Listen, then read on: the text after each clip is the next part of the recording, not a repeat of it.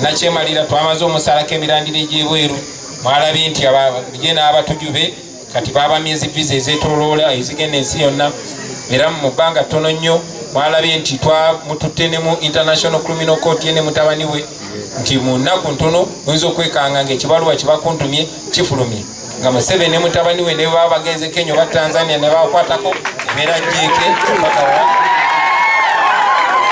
so tugende maaso nga tukola ekituufu. Abakulembeze bannange mwenna, bayimbi bannange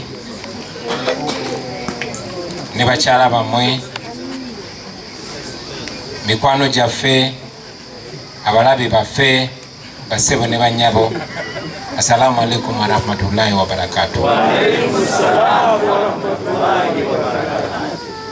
Ku lwange ne ku lw'abenju eno ne ku lwa famire yaffe kuba nnene, njagala obbaaniriza bassebo ne bannyabo. Mbaaniriza mu linnya lyange, mbaaniriza mu linnya lya maama w'ennyumba eno, mukyala Kyagulanyi, abangi gwe mwagala nnyo okuyita Swabura kuba nze Swaibu. Kamusabe abatolere ku salaamu awali. Assalamu alaikum warahmatullahi wabarakatuh. Era nga namuliraanyaawo ye mukyala wa muganda wange Nubian Lee, naye njagala musaba abatolere ku salaamu. Assalamu alaikum warahmatullahi wabarakatuh. Ate ku mukono gwe ogwa kkono ye mwannyina wa muganda wange Nubian Lee, naye njagala musaba abatolere ku salaamu. Assalamu alaikum Era ku lw'abaana b'enju eno kansabe mutabani waffe Sulaimani, abangi bwe baagala okuyita Solomon, bwe tubeera eno ku bukojja mu basiraamu abeera Sulaimani, ne bwe tubeera ewaffe mu Eklezia Katolika abeera Solomon. Kamusabe naye abatolere ku salaamu. Assalamu alaikum warahmatullahi.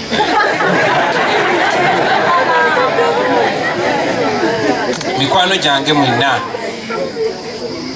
naddala bayimbi bannange, Swaba Kasumba mulabi wano, Aziza Zioni ndi naye, Kabako ndi naye, banna King Saba ngambi naye atuuse. Njagala okusaba mukodomi wange, mwannyina mukyala wange mukulu gwe bayita Bwanika Hamza, abangi gwe mmanyi nga Selector David, nsaba naye abatolere ku salaamu. Assalamu alaikum warahmatullahi wabarakatuh. Bannange kya kitiibwa nnyo era twebaza Katonda okutuwa omukisa guno ne tusabako ffenna. Kuno okusaba si kwa kinyumu baganda bange. Tusaba ku kaseera kano kuba nze ng'omuntu n'ab'enju yange n'emikwano gyange tukkiririza mwene eddwa. Tukkiriza nti mu guno omwezi Katonda awuliriza nnyo essaala zaffe. Jjajjange yankuza ng'aŋŋamba nti mwezi guno gwa Ramadhan lazima kyosaba Allah akikuwa, naddala mu nnaku ezo 10 ezisembayo abaawo okumpimpi ng'atulaba era nga tuwuliriza. So njagala nnyo okwebaza abamashe olw'okukkirizanga ne mubeera naffe ne tusaba Katonda. Embeera eno gye tulimu si embeera ennyangu ennyo, naye tukkiriza nti Katonda bw'aba ali naffe tewali kisobola kutulema. Baganda bange abasiraamu mbaagala nnyo naye oba mukimanyi kuba nze ndi mwana w'abasiraamu. Ntera nnyo kigamba mikwano gyange nti ndi musajja mu Katoliki, a very proud Catholic, naye nakola ne jjajjange Aida Kyosimba Onanya era bampitanga Swaibu gye nasomera. Mbadde nnyumya ne mukwano gwange bwe twakula ye Kanoni, twasoma naye Kanoni Umeya.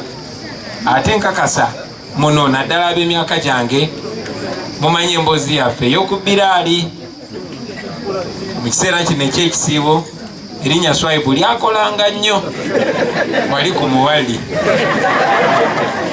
So kyasanyu tukyasinkana mu kaseera nga kano. Mwebale nnyo, mwebalire ddala bannange, mwebalire ddala kubeera mikwano gyaffe. Njagala okweyisa omukisa guno okusinga okwebaliza ddala mu mikwano gyange abayimbi. Mubadde tageti y'amaanyi. Mikwano gyange ng'omuntu bangi batya n'okuneesembereza. Naye mwe ba artist bannange, ate oba Katonda yakikola atya? Mwe ba artist abasiraamu mwana atu munjagadde nnyo bannaye mwebale.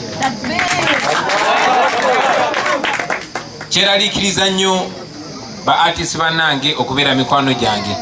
N'abalala takubira na direct, akubira ku WhatsApp ba Telegram nakachali wange okumatira naye nga bobimanyi.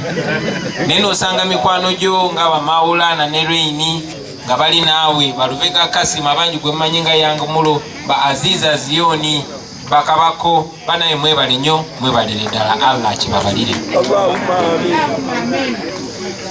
Bingi babyogeddeko, sijja kwogera mu bizibu bye tulina.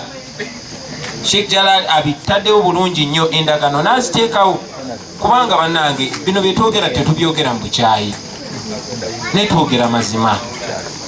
Ekyova olaba tubyogera wakati mu kusaba, twogera mazima nti zibadde nga ndagaano ezikolebwa wakati w'abatufuga naffe abafugibwa, naye ne zimenyebwa paka bwe batuuka ekiseera nga tebakyayagala byakwogera, tebakyalina kye batugamba wabula okutukuba obukubi, okututta obussi. Eyo engeri baganda baffe ba Yasini Kawuma, ba Hakimu Sekamwa n'abalala bangi bwe babasse. Baganda bange mwe abasiraamu, mwe musinze okufuna obuzibu mu guno omulembe. Naye ate gye buvuddeko twali tulowooza abyo by'abasiraamu bokka, era nga kimanyiddwa nti wadde amateeka gagamba bwe bakwata toba na musango, obeera innocent paka nga ekkooti ekusalidde omusango oba gwe kennyini kukkiriza omusango. Ne mwana watu omusiraamu ye bwe bamukwata guba gumusinze paka bwe bakakasa nti talina musango. Era newankubadde nga Mwami Museveni ye bw'atunirira abasiraamu ye abalaba aba terrorist, nze bwe ntunirira abasiraamu bandaba bakojja, bandaba bamaama, bandaba bakodomi bange, bandaba baganda bange. Era nga bwekirina okubeera nga Katonda bwe yakikola, naye n'amateeka bwe gatyo bwe gawandiikibwa. Kyanaku ti amateeka tegakyatwalibwa nga kikulu. Twamala emyaka mingi nga basiraamu yemmwe mulooza ku busagwa bwa gavumenti ya Mwami Museveni, naye era mwakyogerangako. Sheikh Muzata yakigambanga n'agamba naawe asirikiddeeyo lazima bajja kunona, bajja kulya. Bangi nnyo be bajjeewo, naye mu myezi mitono giyise mwalaba Sheikh Alisa nga bwe yagenda, tebatunyonnyola, ekyo ne kiggweeraawo. Sheikh Muzata nga bwe yagenda, tebatunyonnyola, ekyo ne kikomaawo. Bangi kummwe bannange naddala Abakatuliki ne mulowooza nti ebyo by'abasiraamu, ne bukya ku makya. Oluvannyuma lw'ebbanga ttono nnyo ng'amaze otukuba tiyagaasi, naye muganda wange Bishop Kaggwa naye yayitaawo. Wali tewanayita yadde essaawa 12 nga Ssaabasumba ow'ekereziya yaffe y'Abakatoliki Bishop Cyprian Kizito Lwanga ng'ayogedde ku mazima, n'abanja Bannayuganda abawambibwa, abattibwa, abasibiddwa amakomera nga tebalina musango, naye n'afa bw'atyo, tebatunyonnyola, era byagenda bwe bityo. N'abalala bangi. Naye njagala obajjukiza mikwano gyange nti buli w'osirika nga kiri ku muntu omulala lazima kiba kijja gy'oli. Oyinza okulowooza nti obeera seefu ng'osirise, naye awo osinga okubeera mu ddenja. Kino kigende n'eri bayimbi bannaffe bannange, tulina eddoboozi ly'amaanyi nnyo. Mbeera ndaba ku mawulire n'ogamba okay, abayimbi bakoze association bagiyita Uganda Musicians Association. Association emyaka mingi nnyo nga tugitandika, yenze nali Secretary General wa Uganda Musicians Association eyasooka, nga chairman waffe eyasooka yali Silver Kyagulanyi. Ngeri ekyatukozesa association eyo tekwali kusabiriza, tekwali kutuula ku mazima, kwali kulwanira ddembe lyaffe kuba ekyatukozesa association eyo baali baleese amateeka aganyigiriza abayimbi abaaliwo ebiseera ebyo mujjukira aba Aziza Zioni n'abalala nga bagambye muyimbi ogenda Bulaaya okuyimba olina okufuna olukusa ewa minisita, nga tonna recordinga luyimba olina okutwala script ewa minisita, nga tonakola video n'ebirala bwe bityo. Ne tubiwakanya kyetwava tukola association eyo. Kyannaku nti tugenze tuva ku mulamwa mpola mpola ne batureducinga okutujja ku kitiibwa kyetwalina nga ba artist ne batuza ne batufuula abasabiriza. Bannange tetuli basabiriza, kino ekitone kya muwendo nnyo Katonda kyatuwa. Association oba ekibiina ekyobwegassi kirina kusooka ku looking out for everyone. Tuli bayimbi mu Uganda, tosobola kubala bayimbi 2, 3, 4 nga tombaze bannange nange ndi muyimbi. Yenze Bobi Wine oli kumuli lwakusalako mpi naye emyaka gisuuse mu 3 nga awatali nsonga, awatali kusonga ku tteeka lyonna lyonna bawera music wange, nga n'omuntu gwe bakwata nga awuliriza music wange bamubuzaawo, bangi ne babajjamu amaaso, bangi ne babatta. Nembaga sikyasobola kukola show naye nga bakikola mu bumenyi bw'amateeka mu kunyigiriza.